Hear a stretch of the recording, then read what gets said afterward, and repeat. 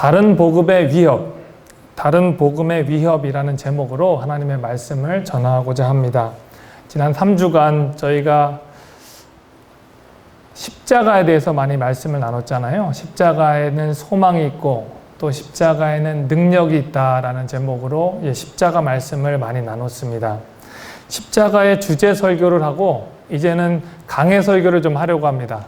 십자가의 주제가 가장 많이 들어있는 성경 말씀을 보니까 갈라디아서여서 이제 이번 주부터 우리 쭉 갈라디아서 강해 설교를 하도록 하겠습니다.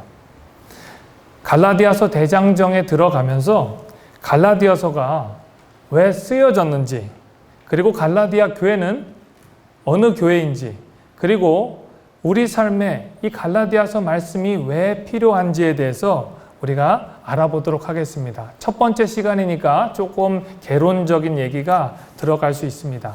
그러니까 여러분들이 말씀 노트를 잘 참고하셔가지고 오늘은 펜을 안 가져오셨으면 다음 주부터는 펜을 갖고 오셔서 이제 말씀 노트에 기록하시고 갈라디아서 말씀을 묵상하시면 더욱더 풍성한 시간이 될 줄 믿습니다. 갈라디아 교회는 어느 교회일까요? 갈라디아는 지역적인 명칭을 가지고 있습니다. 로마의 통치 지역 중에 하나입니다. 우리 미국이 약 50개 주로 되어 있잖아요. 그 지역 경계상 그렇게 되어 있고 캘리포니아가 미국의 한 주 중에 하나입니다. 미국의 인구가 가장 많은 주가 캘리포니아 주지요. 갈라디아라는 주도 이 로마라는 큰 제국 안에 한 주였습니다. 그러니까 캘리포니아 안에 저희가 샌호제라는 도시에 살고 있는 것처럼 갈라디아는 어느 도시를 상징하는 것이 아니라 한 주를 상징하는 거예요. 스테이츠처럼. 그래서 갈라디아 안에 많은 도시들이 있었고 그 도시들을 돌아다니며 사도 바울이 복음을 전했습니다. 그래서 오늘 말씀드리는 갈라디아 교회라는 것은 이렇게 한마음 사랑교회라는 한 교회가 아니라 한마음 사랑교회, 저희 근처에 뉴비전 교회, 장로교회, 여러 교회들을 통칭한 산호세 교회쯤으로 생각할 수 있습니다. 그런데 그곳에 있는 목회자는, 그리고 영향을 가진 목회자는 한 사람 바울이었지요. 바울이 1차 전도 여행을 하면서 갈라디아 지역의 교회를, 공동체들을 돌아다니며 복음을 전하고 그곳에 교회가 생겼습니다. 저희가 사도행전 말씀 묵상을 지난주에 사도행전 13장 말씀을 하고 있었는데요. 사도행전 13장 말씀이 바로 그 갈라디아 지역에서 복음을 전하는 사도 바울의 모습을 자세히 설명하고 있습니다. 위에 지도를 보시면 조금 더 이해가 쉬울 거예요. 지역을 보시면 왼쪽에는 아시아 지역이 있고, 그리고 가운데 갈라디아 지역이 있고, 그리고 길리기아 지역, 여러 지역으로 이렇게 나눠져 있는데 가운데가 이제 갈라디아 지역이 되는 겁니다. 사도 바울이 이제 길리기아 밑에 시리아라는 지역 안디옥에서 시작해서 1차 전도 여행을 이제 구브로라는 섬으로 갔다가 그리고 나서 이제 갈라디아 지역을 들어가게 됩니다. 이게 사도 바울의 1차 전도 여행의 전도 지역의 경로예요. 섬을 지났다가 이제 갈라디아 지역으로 쭉 들어가고 갈라디아 지역의 4개의 대표적인 도시인 더베, 루스드라, 그리고 이고니온, 비시디아, 안디옥 이 4개 지역을 복음을 전했던 내용이 바로 사도행전 13장 내용이고 갈라디아 지역에 교회가 세워졌던 계기였습니다. 많은 핍박들이 있었어요. 그 지역에 있는 유대인 회당에서 모여서 복음을 전하니까 사도 바울에 대한 핍박이 엄청났습니다. 하지만 그곳에서 사도 바울이 목숨을 걸고 바나바와 함께 복음을 전했을 때 많은 사람들이 복음을 영접하고 회개하는 역사가 일어났습니다. 그가 움직였던 경로는 그가 박해를 피해서 움직였던 경로와 동일합니다. 그는 박해를 피해서 이고디온이라는 회당에서 복음을 전하다가 또 루스드라라는 지역으로 옮기기도 하고 이제 다시 그 경로를 돌이켜서 그들의 처음의 시작점이었던 안디옥으로 되돌아가는 것이 바로 갈라디아를 여행했던 첫 번째 선교 여행의 경로입니다. 그런데 갈라디아서, 오늘 말씀드린 갈라디아서는 선교 여행 중에 쓰여져 있던 서신이 아닙니다. 선교 여행을 끝나고 나서 사도 바울이 이제 갈라디아 교회를 다시 한번 방문하게 됩니다. 그리고 나서 갈라디아 교회가 잘 성장하는 모습을 듣고 난 이후에 이제 갈라디아 교회에 문제가 생겼다는 이야기를 듣게 됩니다. 참 급박스러운 상황이었던 것 같아요. 평소와는 많은 다른 상황이었습니다. 왜냐하면 갈라디아서를 쓴 서신의 처음 초반부와 고린도전서 그리고 에베소서 다른 바울 선신의 말씀을 비교해 봤을 때 갈라디아서의 초반에 그 교회를 향한 인사가 굉장히 짧기 때문입니다. 다른 서신전은 이렇게 고백해요. 이 교회를 세우신 하나님께 너무나도 감사하다. 내가 너희를 볼 때마다 항상 하나님 앞에 감사한다 이야기를 하는데 갈라디아서에는 안타깝게 그런 말씀이 없습니다. 은혜와 평강이 너에게 있을지어다 라고 이야기하고 나서 본론으로 바로 들어가는 것이 바로 갈라디아서 말씀인 것입니다. 급박스러운 상황이었습니다. 갈라디아서가 쓰여진 첫 번째 이유는 바로 바울의 사도권을 사람들이 위협하기 때문이었어요. 사도 바울이 사도라고 불릴 수가 없다라고 그곳의 형제들이 이야기를 하는 거예요. 사도 바울은 사실 예수님의 12 제자에는 속하지 않잖아요. 그러니까 사도권을 도대체 당신에게 누가 주었는가? 당신을 누가 감히 사도라고 부를 수 있는가? 사람들이 따지기 시작했습니다. 그가 어떻게 사도일까? 사도 바울은 1절부터 단호하게 이렇게 이야기하는 겁니다. 사람으로 말미암은 것도 아닙니다. 오직 예수 그리스도와 그를 죽은 자 가운데서 살리신 하나님 아버지로 말미암아 내가 사도가 되었습니다. 나의 사도권은 사람이 준 것도 아니고 하나님께서 주셨습니다. Divine appointment.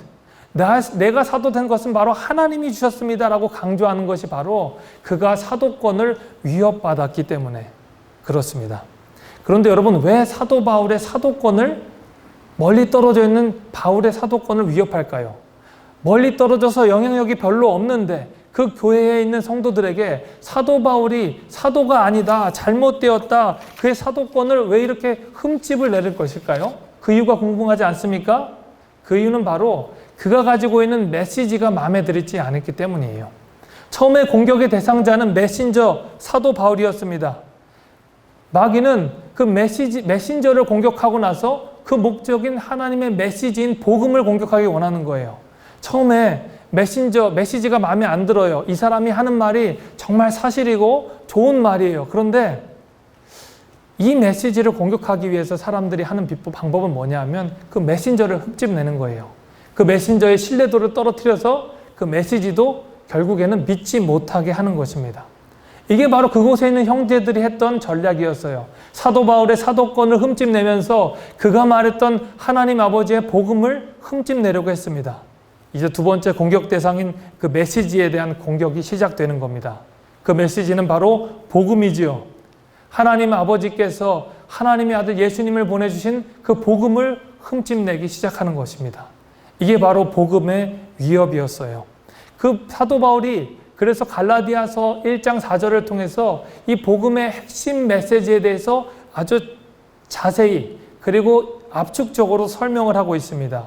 이렇게 나와 있어요. 그리스도께서 하나님의 곧 우리 아버지의 뜻을 따라 이 악한 세대에서 우리를 건지시려고 우리 죄를 대속하기 위해서 자기 몸을 주셨으니, 이게 바로 사도 바울이 갈라디아 교회에게 그토록 하고 싶었던 메시지였습니다. 그리고 그가 위협받았던 메시지였던 거예요. 다른 사람들은 이렇게 얘기를 안 하는 거예요. 그런데 분명히 기억하잖아요. 성도 여러분, 제가 했던 말을 기억하십시오. 이 핵심은 바로 그것입니다. 그리스도께서 하나님 아버지, 하나님의 뜻을 따라 우리의 몸을 주셨습니다. 자기 몸을 주신 복음의 메시지는 바로 하나님 아버지로부터 있었습니다 라고 말을 하는 것이었습니다.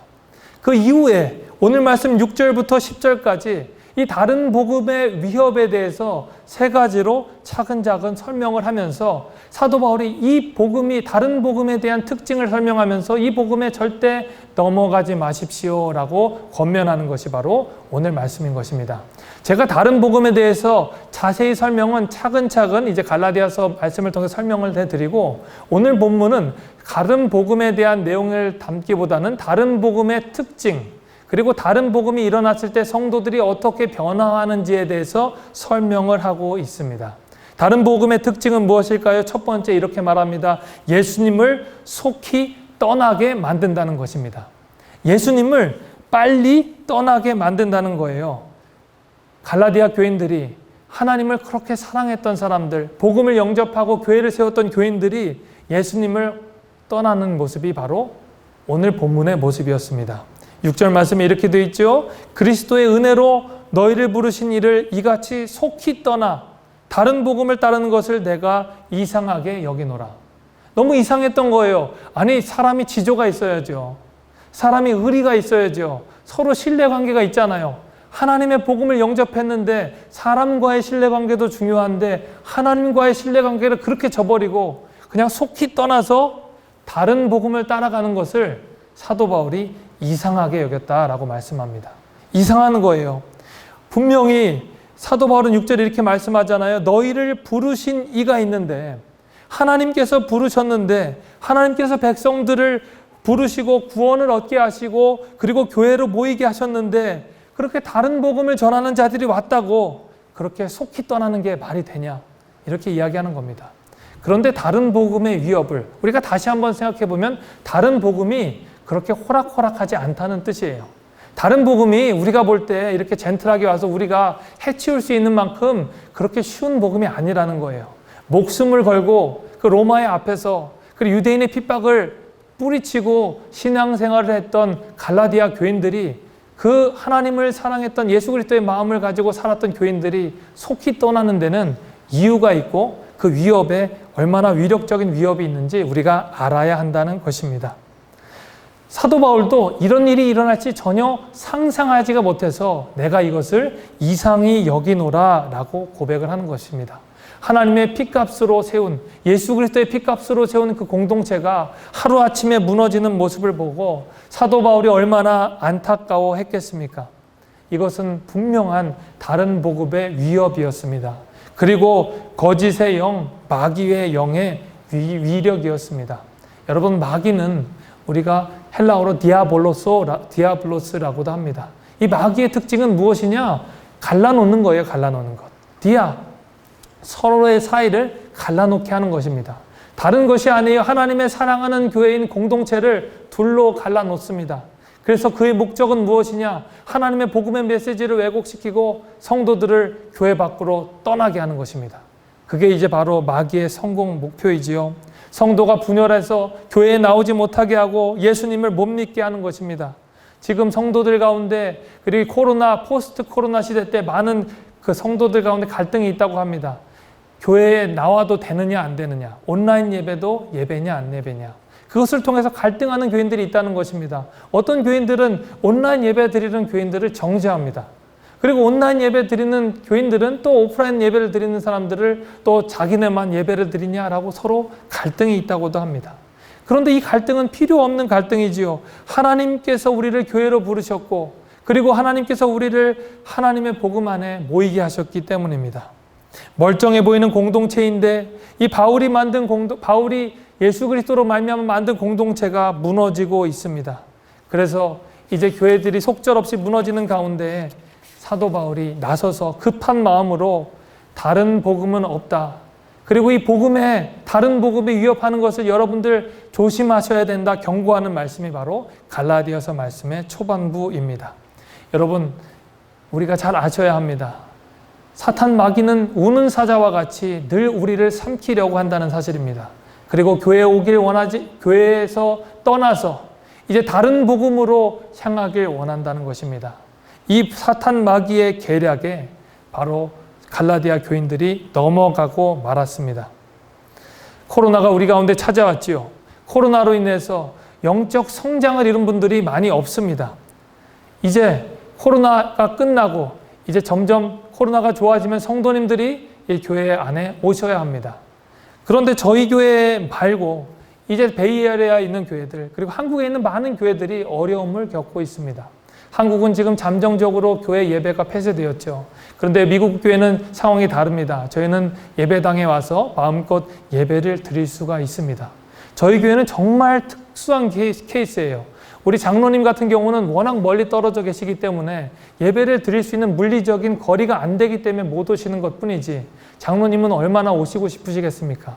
장로님을 제외하고는 저희 교회는 전부 다 오프라인 예배를 드리고 있습니다.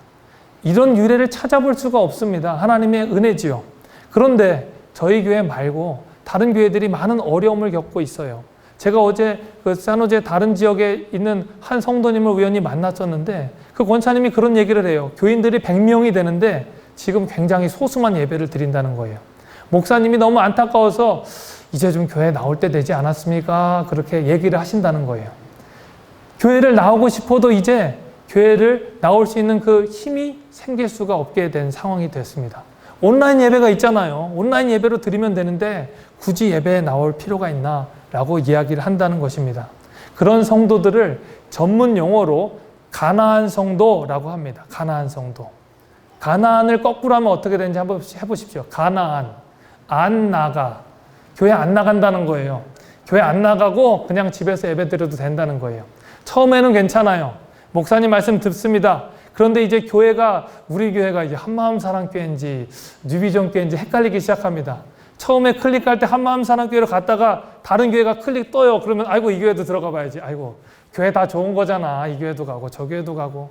괜찮아요. 말씀을 듣게 됩니다. 그러다가 교회 공동체성이 사라져요. 그래서 예배 드리는데 공동체성이 있으면 교회 안에 헌신해야 되고 또 충성해야 되는 게 있는데 그런 것도 없으니까 너무 좋은 거예요. 그러니까 교회 안 나가. 그렇게 얘기하면 민망하니까 가나안 성도다라고 이야기를 하게 됩니다. 처음에는 좋습니다. 나중에 가다 보면 신앙이 상실이 돼요. 하나님 안에 주신 거룩한 교회 공동체가 사라집니다. 여러분, 교회는 예배로만 구성된 것이 아니에요. 하나님 앞에 봉사도 하는 것이고 충성하는 것이고 또 성도들 가운데 교제도 있고 서로 돌보는 것이 바로 교회 공동체입니다. 그런데 이 모든 것들이 사라지고 예배 하나만 붙잡았다가 나중에 교회도 안 나가, 그리고 예수님도 몰라. 그렇게 돼버리고 마는 것입니다. 여러분, 이것은 누가 기뻐하는 것이죠? 여러분, 이것을 누가 기뻐하겠습니까? 처음에는 우리가 그럴듯해요. 괜찮아요. 그런데 나뉘어서 결국에는 교회를 떠나게 하는 것이 바로 성도들의 모습이 되고 만다는 것입니다. 그렇기 때문에 우리는 단호하게 말해야 됩니다. 적어도 주일에는 오프라인으로 교회에 나와서 모여서 교회됨을 확인해야 된다는 것입니다. 그리고 온라인은 좋은 도구로 우리가 주중에 활용하면서 성도님들을 만나면 얼마나 좋습니까? 주중에도 또 만나기 힘든 물리적인 거리가 있으면 그때는 또 저희가 말씀으로 모이고 또 주일에는 성도 간의 교제도 하고 서로 봉사하며 사랑으로 격려하는 시간을 갖는 것이 바로 하나님께서 저희들에게 문명의 이기들을 주신 목적입니다. 그런데 이 문명의 이기에 사로잡혀서 우리가 문명의 이기에 지배당한다면 이것은 하나님이 원하시는 길이 아니라 바로 마귀의 계계 그리고 다른 복음으로 빠지게 된다는 것을 말하고 있는 것입니다. 여러분, 다른 복음의 위협, 갈라디아 교회에게 두 번째로 어떤 위협이 있었을까요? 두 번째는 이렇습니다. 교인들을 교란해서 복음이 변하게 만들었습니다. 교인들을 자꾸 교란시키는 거예요. 그래서 복음이 변질되게 만들었습니다. 7절에 이렇게 말씀하지요. 다른 복음은 없나니 다만 어떤 사람들이 너희를 교란하여 그리스도의 복음을 변하게 하려 함이라. 단호하게 이제 사도 바울이 말합니다. 다른 복음은 없다는 거예요. 조금 변한 복음은 없다는 거예요. 다만 사람들이 당신들을 교란시켜서 헷갈리게 만들어서 이제 복음을 변하게 하려는 목적 때문이다 라고 말하는 것입니다. 이것이 바로 다른 형제들, 그 형제들이 사도 바울과 그리고 그에 속해 있던 갈라디아 교회를 교란하는 작전이었습니다. 하나님의 은혜로 우리가 구원을 받았는데 율법도 추가해서 설명을 하는 것입니다. 할례도 추가하는 것입니다. 이것도 다 지켜야 구원을 받을 수 있다라고 설명하는 것이 바로 율법주의자들 그리고 그 지역에 온 다른 복음주의자들의 설명이었습니다. 갈라디아 교회는 다른 지역보다 유난히 유대인들의 비율이 높았습니다. 그래서 복음을 잘 접한 유대 그리스도인들이 다른 동족들이 넘어와서 하는 그 유대인들의 관습 그리고 의식법들을 추가시켜서 결국에는 이제 그들을 회유시켜 복음권에서 벗어나게 하려는 유혹에 많이 넘어갔습니다. 여러분, 그럴듯해요. 복음도 지키고 또 할례도 지키고 다른 것들도 지키면 서로 좋은 것 아니겠습니까? 그런데 이것에는 구원의 불충분함을 설명하고 있다는 것에 우리가 유의해야 된다는 것입니다. 구원은 예수 그리스도를 믿는 믿음으로만 충분한 것입니다. 예수님 한 분으로만 충분한 것인데 여기에 하나씩 덧붙이는 것은 굉장히 위험한 일이죠. 구원을 얻는 요소인 믿음뿐만 아니라 행위, 그리고 다른 것들이 더 있어야 한다는 것을 자꾸 설명하니까 사람들이 거기에 넘어가고, 그리고 자기 친구들, 친족들에게 자꾸 씨름만 하기가 힘들잖아요. 그러니까 그들의 말도 용인하면서 희석된 구원론을 받아들이게 된 것입니다. 그런데 오늘 저희가 쓴 그 7절에 말하는 어떤 사람들이 너희들을 교란한다는 뜻은 더한다는 뜻이 아닙니다. 이것은 원어적으로 그들이 교란시킨다는 것은 바로 말의 순서를, 앞뒤를 뒤바꾼다는 얘기예요. 구원은 예수 그리스도의 믿음으로 말미암은 것이 아니라 거기다 행위를 더하는 것이 아니라 앞뒤를 뒤바꾸는 목적을 가지고 너희들이 열심히 하나님 앞에 선행을 해야, 할례를 받아야, 율법의 의식을 지켜야, 절기를 준행해야 구원에 이른다는 그 목적을 갖게 하려고 그들을 교란시킨 것입니다. 여러분, 우리가 구원을 받게 된 것은 우리들의 믿음의 수준이 높낮이가 아니라 우리의 믿음의 대상인 예수 그리스도를 바라보기 때문입니다. 우리의 믿음의 대상인 예수 그리스도를 믿고 나아가는 것이 있지, 우리들의 빈부격차나 그리고 우리들의 믿음의 수준에 따라서 우리가 예수님을 바라보는 것이, 예수님 안에서 구원을 얻는 것이 아니지요.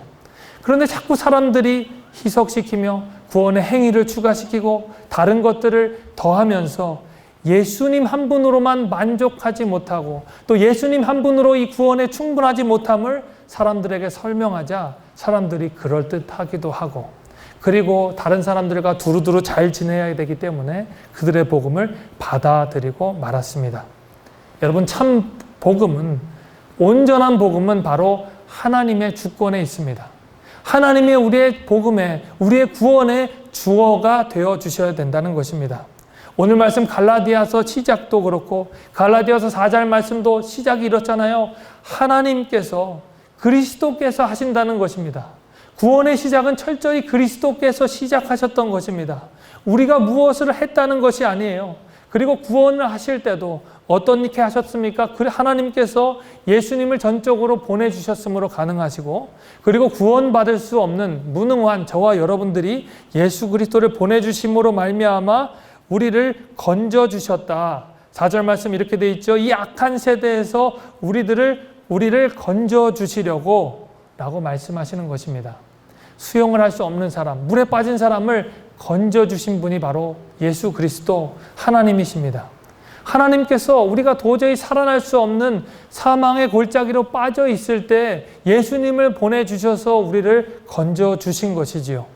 우리를 대신해서 대표하셔서 죄를 사하여 주신 것이 바로 복음의 역사인 것입니다. 우리는 아무 능력이 없었어요. 하지만 예수님께서 이 땅 가운데 오셔서 구원의 길을 열어주셨던 것입니다. 예전에 산호제에서 직장 생활과 사역을 하시다가 지금은 이제 시애틀에 가서 사역을 하는 앤디라는 목사님이 있습니다. 그 앤디라는 목사님은 갈보리 교회 부목사님으로 계시는데 그 목사님의 장모님이 제가 잘 아는 사모님이십니다. 그래서 그 목사님과 장모님이 서로 메시지를 주고받으면서 굉장히 좋은 얘기를 많이, 신앙적인 대화를 많이 하셨다고 얘기를 하더라고요. 제가 어느 날 그 사모님 찾아뵈니까 자기 사위를 위해서 기도하고 있다고 얘기를 하시더라고요. 그 사위 목사님이 무슨 일이 있습니까? 제가 여쭤봤더니 지금 목사님이 터키에 가 계시다라고 말씀을 하시더라고요. 터키에 왜 가 계십니까? 라고 여쭤봤습니다. 그 목사님 얘기하기는 그렇습니다. 그 목사님의 교회 성도 중에 하나, 청년 성도가 터키에 여행을 갔답니다. 20살, 21살밖에 안 된 젊은 성도인데 그 청년이 터키에 여행을 갔는데 갑자기 정신에 그리고 신경이 이상 증세가 생겨서 집에 돌아올 수 없는 상황이 됐답니다. 자기의 힘으로 티켓팅을 끊을 수도 없고 자기의 힘으로 이제 그곳에서 다시 미국 시애틀로 돌아올 수 없는 환경이 됐다는 거예요. 그런 얘기도 다른 사람을 통해서 주섬주섬 들어서 그 형제의 근황을 교회 성도들이 알게 되었습니다. 교회 자기 부모님들도 그곳에서 갈 수 있는 여건이 안 돼요. 그리고 그 형제가 이상 증세가 있으니까 그 형제를 대신 티켓팅을 해줘서 도와줄 사람이 필요했습니다. 자기의 힘으로 그곳에서 돌아올 수 있는 힘은 전혀 없습니다.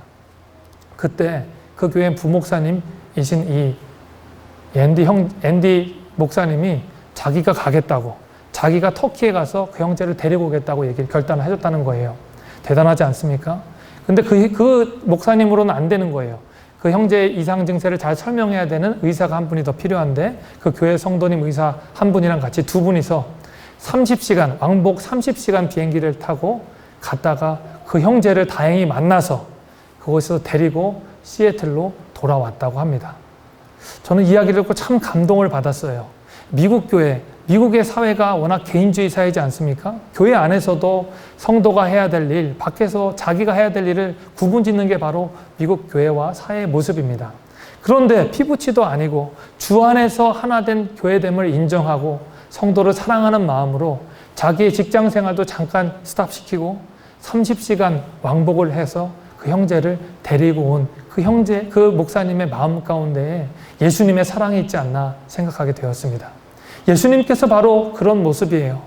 우리와 전혀 상관이 없고 또 우리 같은 죄된 저와 여러분들을 사랑하셔서 하늘에서 이 땅까지 와주시고 아낌없이 자기의 핏값으로 대신 대속 새겨주신 예수님의 사랑.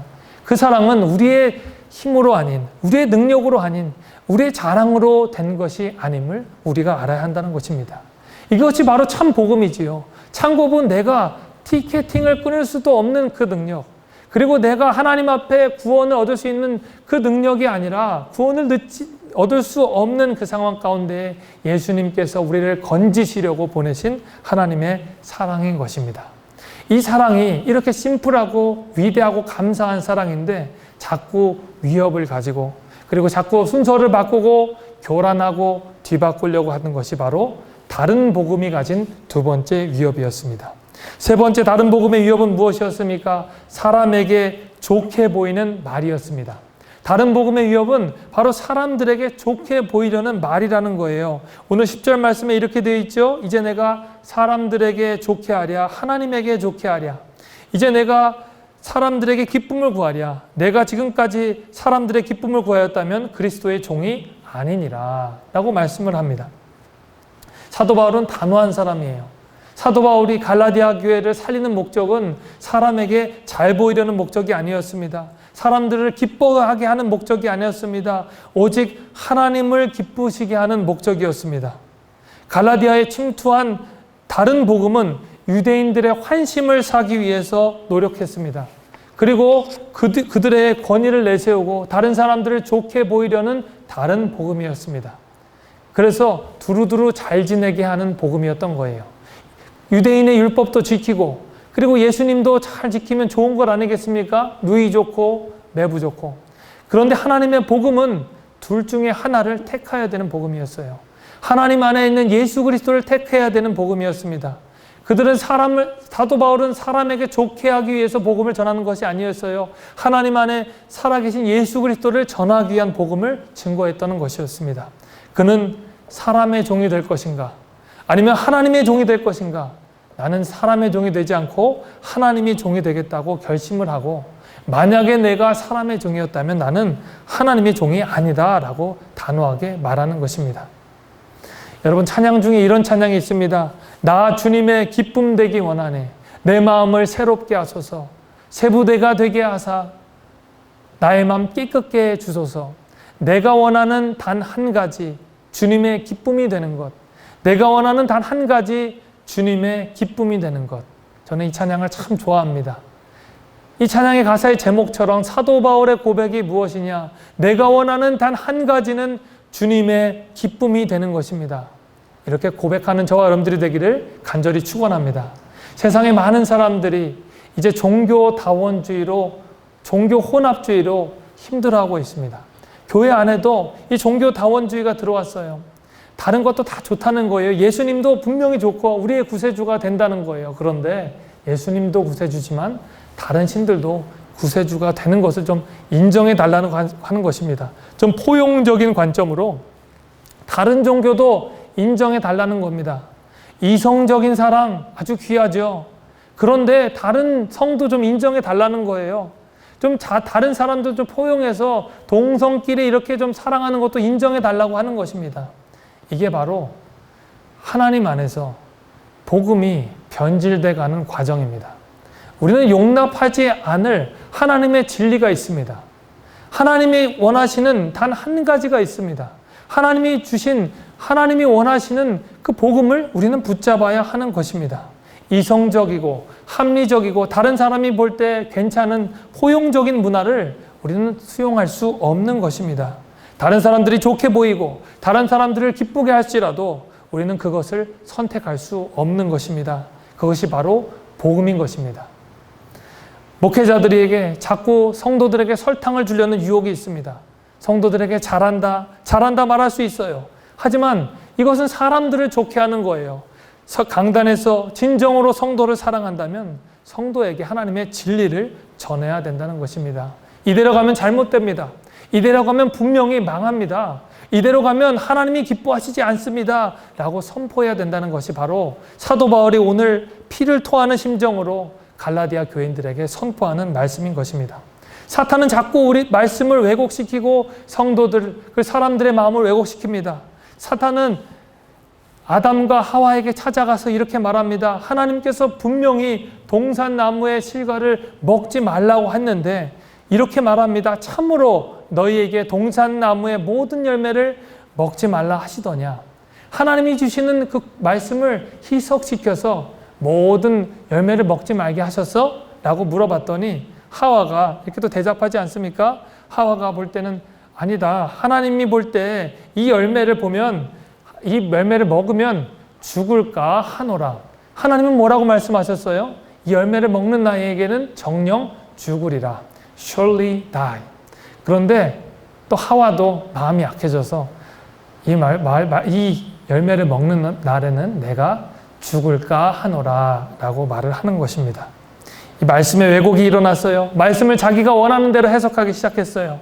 이제 마귀가 이렇게 이야기합니다. 아니야. 너희는 결코 죽지 아니해.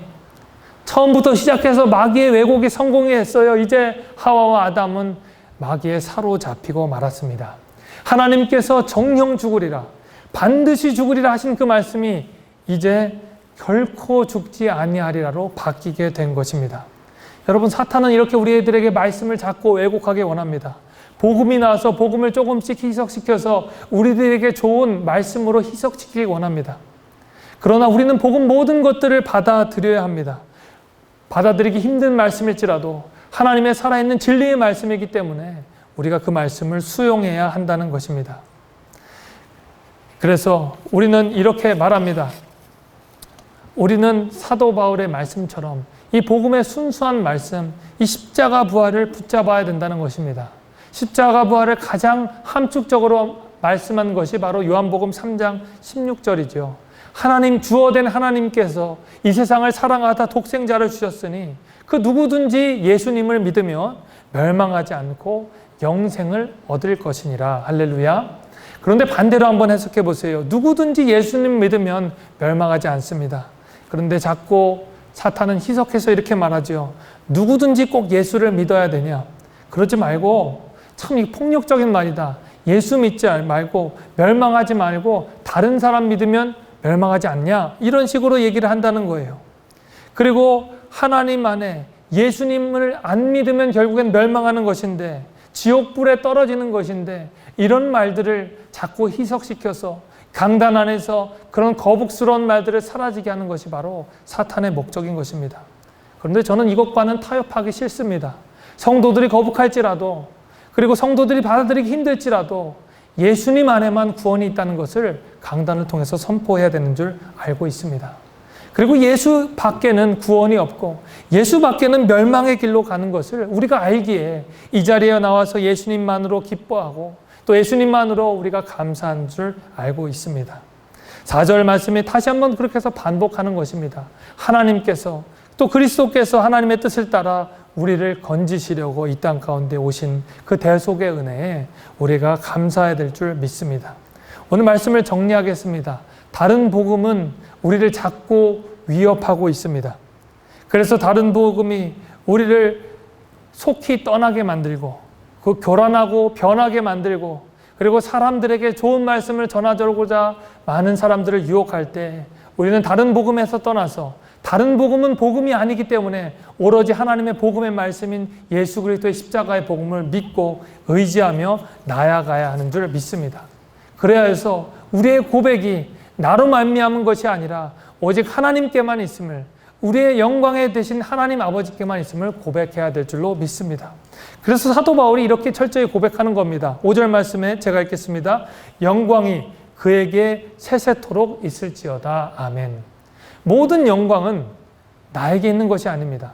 내가 예수님을 믿었다면, 내 능력으로 예수님을 믿었다면 영광의 퍼센티지가 저에게 있겠지요. 그런데 사도 바울은 단호하게 고백합니다. 영광은 그에게만, 하나님 아버지에게만 영원히 있는 것입니다. 우리가 우리 된 것, 내가 나 된 것은 오로지 하나님의 은혜인 것입니다. 우리가 구원받은 것은 오로지 하나님의 은혜로만 가능한 것입니다.